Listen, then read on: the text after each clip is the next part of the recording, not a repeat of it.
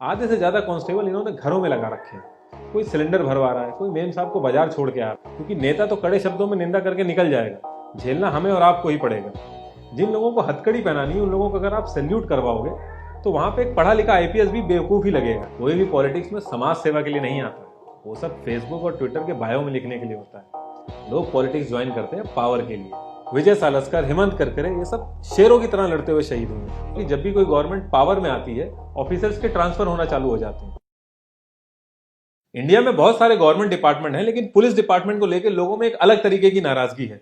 Police को देख के लोग सेफ फील करने की बजाय घबराते हैं। अगर कहीं पे पुलिस खड़ी है और आपके सामने दूसरा रास्ता अवेलेबल है तो हर कोई प्रेफर करता है कि उस दूसरे रास्ते से ही जाए। तो इन सारी चीजों के पीछे रीजन क्या है? अब ऐसा कोइंसिडेंस तो हो नहीं सकता कि सारे के सारे करप्ट लोगों ने एक साथ पुलिस सिस्टम ज्वाइन कर लिया हो।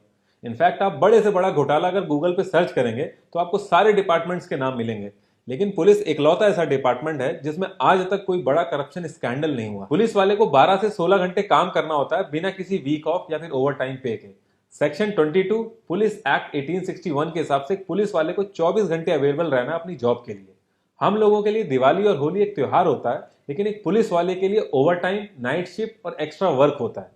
पुलिस वालों को कभी भी होली दिवाली पे छुट्टी नहीं मिलती है। लॉ एंड ऑर्डर की वजह से जो डेथ होती है उसमें out of 62 Indian police 41th rank पे है। इसका मतलब कि अगर आप कंट्री के बाहर जाते हैं तो वहां की पुलिस से आपको ज्यादा खतरा है as compared to Indian police. इतना ज्यादा इन्वॉल्वमेंट है इस डिपार्टमेंट का हर एक चीज में कि कोई भी कंट्री इस पर्टिकुलर डिपार्टमेंट में एक छोटे से छोटा लूप होल भी अफोर्ड नहीं कर सकती। 1947 से लेकर आज तक 34,844 पुलिसमैन लाइन ऑफ ड्यूटी में शहीद हुए। विजय सालस्कर, हेमंत करकरे, ये सब शेरों की तरह लड़ते हुए शहीद हुए। लेकिन आज की डेट में पुलिस की कंडीशन ऐसी है कि एक तो वर्कलोड बहुत ज्यादा है, सोशल लाइफ एकदम खत्म है, वीकली ऑफ नहीं मिलता है, सैलरी बहुत कम है और 16-16 घंटे जिसके लिए वो काम करते हैं आखिर में जाके उसी से गाली मिलती है। अगर आप अपने आसपास किसी पुलिस वाले से बात करेंगे तो कोई भी पुलिस वाला ये नहीं चाहता कि उसके बच्चे कभी पुलिस में आए। अब ये सारी चीजें तो ठीक है, लेकिन कोई इन सब चीजों पे क्यों ध्यान देगा जब उसका खुद का पर्सनल एक्सपीरियंस पुलिस के साथ बहुत ही खराब रहा है।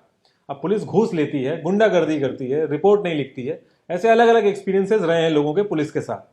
लेकिन इन सारी चीजों के पीछे रीजन क्या है उसको समझने के लिए हमें थोड़ा सा पीछे जाना पड़ेगा। जब पहली बार इंडियंस ने 1857 में ब्रिटिशर्स के खिलाफ विद्रोह किया तो ब्रिटिशर्स के सामने बहुत बड़ा चैलेंज था कि ये चीज दोबारा रिपीट ना हो। फिर उन्होंने 1861 में पुलिस एक्ट लेके आए, जिसका काम लोगों की हेल्प करना नहीं बल्कि उनको दबाना और कंट्रोल करना था, क्योंकि ऑब्वियसली अगर वो सिस्टम अच्छा होता तो वो लोग अपनी कंट्री में भी इंप्लीमेंट करते। लेकिन 1861 से लेके आज तक हमारी कंट्री में वही सेम सिस्टम अभी तक चल रहा है, क्योंकि ये सिस्टम हमारे नेताओं को सूट करता है। जो एक्सपेक्टेशन ब्रिटिशर्स की थी वही सेम एक्सपेक्टेशन हमारे नेताओं की भी है, लोगों को कंट्रोल करना। क्योंकि पुलिस को लॉ एंड ऑर्डर संभालना होता है तो हमारे कॉन्स्टिट्यूशन ने पुलिस को जो पावर्स दे रखी हैं वो काफी हैवी हैं। जब भी कोई करप्ट गवर्नमेंट पावर में आती है, और मैं सिर्फ करप्ट गवर्नमेंट की बात कर रहा हूं, तो उसके दो ही मोटिव होते हैं। एक, जो करंट सिचुएशन है उसको अपने कंट्रोल में रखना, और दूसरा जो उसका नेक्स्ट इलेक्शन है उसको सिक्योर करना। सिक्योर करना यानी कि फाइनेंशियली स्ट्रांग होना। तो फाइनेंशियली स्ट्रांग होने के लिए तो बाकी सारे डिपार्टमेंट हैं, लेकिन जो करंट सिचुएशन है उसको अपने कंट्रोल में लेने के लिए जो पुलिस के पास पावर्स हैं उसको अपने कंट्रोल में ले लेते हैं लोग। अब कंट्रोल ये जुडिशरी सिस्टम को भी करना चाहते हैं, लेकिन जुडिशरी सिस्टम एक इंडिपेंडेंट डिपार्टमेंट है। वहां के ट्रांसफर, पोस्टिंग, प्रमोशन ये सब नेताओं के हाथ में नहीं रहते हैं। लेकिन पुलिस डिपार्टमेंट में ट्रांसफर, पोस्टिंग, प्रमोशन ये सब नेताओं के हाथ में रहते हैं, और यहीं से सारी चीजों की जड़ स्टार्ट होती है। किसी पुलिसमैन का प्रमोशन या ट्रांसफर इस पर डिपेंड नहीं करता कि वो कितना काबिल या कितना मेहनती है, बल्कि इस पर डिपेंड करता है कि वो कितनी बात मानता है, भले ही वो बात सही हो या गलत। अगर किसी नीम के पेड़ को कोई नेता आम का पेड़ कह रहा है तो आपको आम का पेड़ तो उसको कहना ही है, साथ में ये भी कहना है कि उस पर 2 आम लगे, अगर आज्ञा हो तो तोड़ के लाऊं। आपने नोटिस किया होगा कि जब भी कोई गवर्नमेंट पावर में आती है ऑफिसर्स के ट्रांसफर होना चालू हो जाते हैं। तो उसके पीछे रीजन क्या है? और रीजन सिर्फ एक ही है कि जो भी नेता है वो अपने आसपास उन लोगों को चाहता है जो उसकी हाँ में हाँ मिलाएं। फिर उन्हीं पुलिस वालों की पावर को यूज करके किसको पकड़ना है, किसको छोड़ना है, किस ग्रुप की अकल ठिकाने लगानी, इन सब चीजों पर डिसीजन बनाया जा सके। आपने नोटिस किया होगा कि जब भी कोई गवर्नमेंट पावर में आती है ऑपोजिशन के लोग अलग अलग केसेस में अंदर जाना चालू हो जाते हैं। नेताओं का इंटरफेरेंस नहीं होना चाहिए पुलिस डिपार्टमेंट में, इसको लेके मिस्टर प्रकाश सिंह, जो कि एक्स डीजीपी रहे हैं यूपी पुलिस में, इन्होंने एक पीआईएल डाली सुप्रीम कोर्ट में, और सुप्रीम कोर्ट ने उस पीआईएल को एक्सेप्ट भी किया और मिस्टर प्रकाश सिंह वो केस जीत भी गए। फिर 22 सितंबर 2006 में सुप्रीम कोर्ट ने वर्डिक्ट दिया कि जो भी पॉलिटिकल पार्टीज है इनका इंटरफेरेंस पुलिस डिपार्टमेंट में नहीं होना चाहिए, और 7 इंस्ट्रक्शन सारे स्टेट्स को दिए। ऑन पेपर तो सबने इस चीज को एक्सेप्ट किया क्योंकि मजबूरी थी, लेकिन ग्राउंड पे इंप्लीमेंट नहीं किया।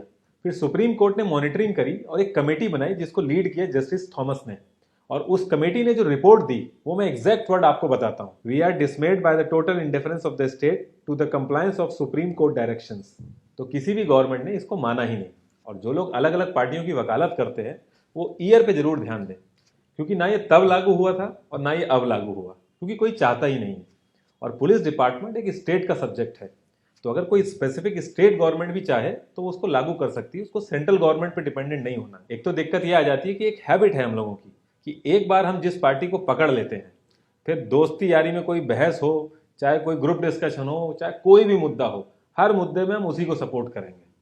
अब भाई जब इतने सालों से उस पार्टी के लिए आप बहस कर रहे हो तो एक बार पार्टी से भी क्वेश्चन पूछ लो कि ये छोटी सी चीज है क्यों नहीं लागू कर रहे। कोई भी पॉलिटिक्स में समाज सेवा के लिए नहीं आता है, वो सब फेसबुक और ट्विटर के बायो में लिखने के लिए होता है।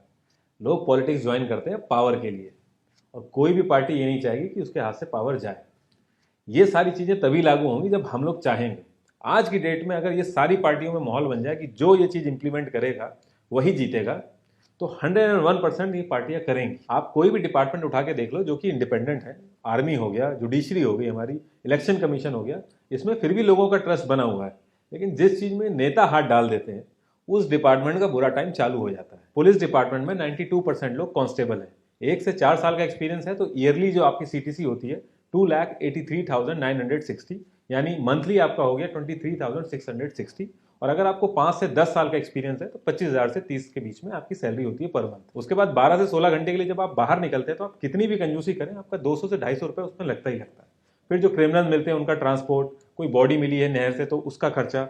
मैंने बहुत सारे पुलिस वालों से बात करी तो ज्यादातर लोगों ने यही बोला कि उसका रिइंबर्समेंट होता नहीं। हर स्टेट का अलग है, लेकिन अगर हम एवरेज लें तो एक पुलिस स्टेशन को मंथली 110 लीटर पेट्रोल मिलता है, और एक दिन का अगर हम देखें तो 3.6 लीटर मिलता है।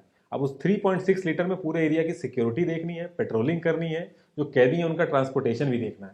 और वहीं बात नेताओं की करें तो एक मंथ का 250 लीटर उनको मिलता है। कई पुलिस स्टेशन ऐसे भी होते हैं जिनको बिजली का बिल भरने तक में दिक्कत आती है। अभी रिसेंटली नोएडा में 2 पुलिस स्टेशन ऐसे थे जिनका बिजली का बिल ना भरने की वजह से उनकी लाइट काट दी गई। तो इन सारी चीजों को पूरा करने के लिए जुगाड़ की जरूरत पड़ती है। अब जुगाड़ का मतलब आप लोग समझ ही गए होंगे। तो ओवरऑल एनवायरनमेंट ऐसा बन जाता है कि जो ये सारी चीजें हैं बहुत नॉर्मल लगने लगती है। मान लो आप एक बहुत ही ईमानदार ऑफिसर हो और आपने सारी की सारी एफआईआर लेना चालू कर दिया, तो जैसे ही आप एफआईआर लोगे सबसे पहली चीज तो आपका काम बढ़ेगा। आपको जाके इन्वेस्टिगेशन करनी होगी, आपको सबूत इकट्ठे करने होंगे, कई महीनों तक आपको फाइल्स मेंटेन करनी पड़ेगी।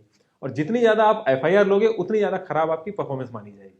इसका मतलब कि आप जितना ज्यादा काम करोगे उतनी खराब आपकी परफॉर्मेंस होगी। और दूसरी चीज, आपका पूरा का पूरा जो स्टेशन है वो बदनाम होगा, क्योंकि जितनी ज्यादा एफआईआर उतना ज्यादा क्राइम रेट माना जाएगा। 144 पुलिस वाले 1 लाख लोगों की सिक्योरिटी देख रहे हैं, वहीं 56,944 पुलिस वाले 20,828 वीआईपी नेताओं की सिक्योरिटी देख रहे हैं।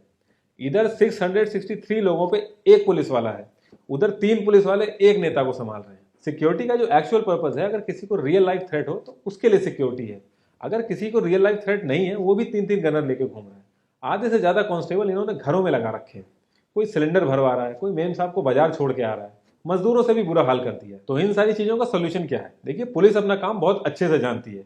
दे are trained and capable enough to handle any situation. अब कोई अनपढ़ आदमी अगर उनके काम में इंटरफेयर करेगा तो वहां दिक्कत आएगी ही आएगी। जिन लोगों को हथकड़ी पहनानी है उन लोगों को अगर आप सैल्यूट करवाओगे तो वहां पे एक पढ़ा लिखा आईपीएस भी बेवकूफ ही लगेगा। दूसरी चीज, क्राइम रोकने की जिम्मेदारी सिर्फ और सिर्फ पुलिस की नहीं है, हम लोगों की भी उतनी ही जिम्मेदारी है। कास्ट के नाम पे लोग क्रिमिनल का सपोर्ट करते हैं, किसी फेवरेट पार्टी का क्रिमिनल हो तो उसको सपोर्ट करते हैं। पहले होता था अगर रिश्तेदारी में कोई क्रिमिनल निकल जाए तो लोग शादी का कार्ड तक नहीं देते थे, लेकिन आज की डेट में ये लोग रोल मॉडल हो गए हैं।